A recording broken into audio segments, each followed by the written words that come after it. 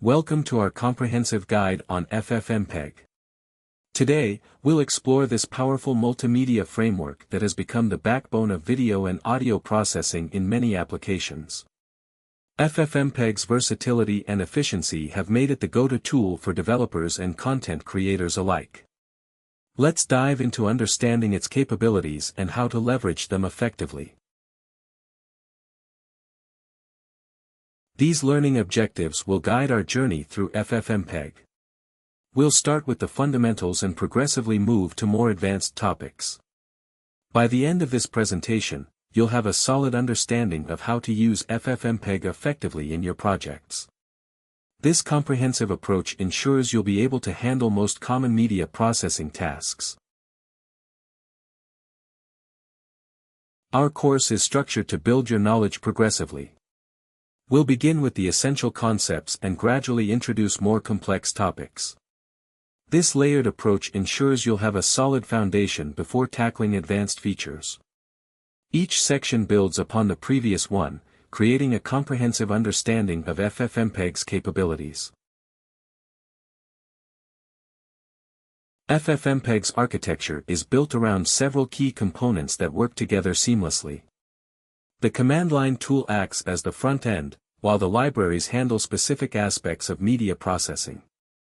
Understanding this architecture is crucial because it helps you grasp how FFmpeg processes media files and why certain commands work the way they do. Each library has a specific role, and they all communicate efficiently to handle your media processing tasks. The FFmpeg command structure follows a logical pattern that's important to understand. Think of it as a pipeline. First, you set global options that affect the entire process, then you specify input options before each input file, and finally, you define output options before each output file. This structure is consistent and helps you build complex commands in a systematic way. Remember that options only apply to the files that come after them in the command. Understanding streams is fundamental to working with FFmpeg. A media file typically contains multiple streams: video, audio, subtitles, and sometimes data streams. Each stream can be processed independently, and FFmpeg provides powerful tools to manipulate them. You can use stream specifiers like map to explicitly control which streams go where in your output files. This flexibility is one of FFmpeg's greatest strengths. Transcoding is one of FFmpeg's most common use cases. It involves converting media from one format or codec to another. When transcoding, FFmpeg decodes the input file, applies any necessary transformations, and then encodes it to the desired output format. The process can involve changing codecs, adjusting quality parameters, modifying resolution, or any combination of these operations. Understanding transcoding basics is essential for most FFmpeg workflows. FFmpeg's filtering system is incredibly powerful and flexible. Filters can manipulate video frames, audio samples, or both. Simple filters perform one specific operation, while complex filter graphs can create sophisticated processing pipelines. The filtering syntax might seem intimidating at first, but it follows a logical pattern. Filters are connected in chains, processing the media sequentially, and you can create complex operations by combining multiple filters. FFmpeg is used in a wide variety of scenarios. Video compression is perhaps the most common use case, where you need to reduce file size while maintaining acceptable quality. Format conversion is also frequently needed for compatibility with different devices or platforms. Stream extraction is useful when you need to separate audio or video from a container. Thumbnail generation is common for video platforms, and live streaming capabilities make FFmpeg valuable for broadcasting applications. Each use case has its own best practices and common command patterns. Performance optimization is crucial when working with FFmpeg, especially for large-scale operations. Hardware acceleration can significantly speed up processing by utilizing GPU resources. Thread configuration helps you take advantage of multiple CPU cores. Buffer sizes affect memory usage and processing efficiency. Preset selection is a trade-off between speed and quality. Faster presets generally result in larger files or lower quality. Understanding these factors helps you optimize FFmpeg for your specific needs. When working with FFmpeg, understanding error handling and debugging is crucial. The tool provides various logging levels, log level, that can help you identify issues. You can use stats to monitor progress, and vdebug for detailed information about what's happening internally. Learning to read and interpret FFmpeg's error messages will save you significant troubleshooting time. Remember that some errors might be related to input files, while others could be about output configuration or system resources.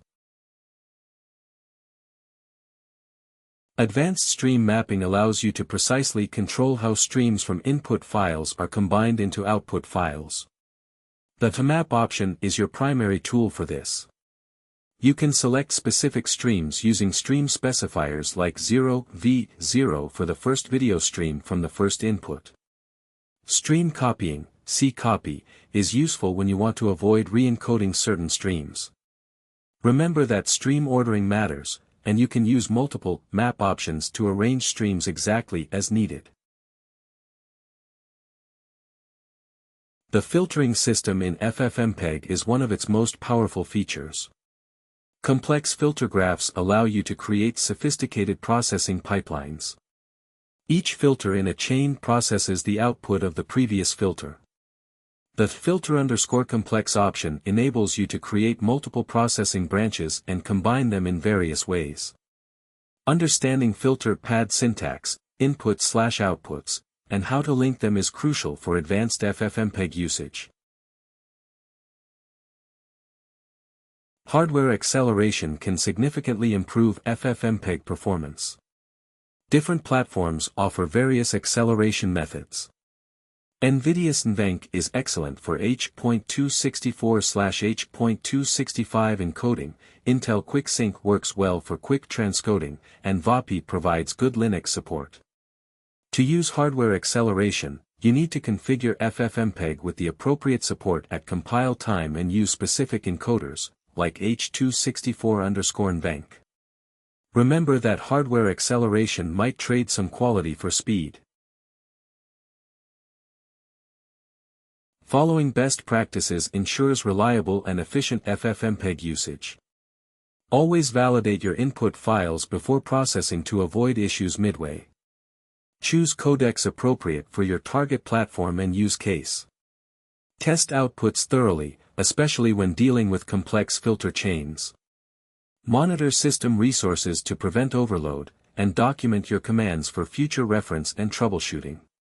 These practices will save you time and prevent common problems. We've covered the essential aspects of FFmpeg, from basic concepts to advanced techniques. You now understand its architecture, how to construct commands, work with streams, apply filters, and optimize performance. Remember that FFmpeg is a deep tool with many capabilities. Don't hesitate to experiment and consult the documentation as you build your expertise. Practice with these concepts will help you become proficient in media processing tasks. To continue learning about FFmpeg, make use of these valuable resources. The official documentation is comprehensive and regularly updated. The wiki contains practical examples and solutions to common problems. The source code is available if you want to understand the implementation details.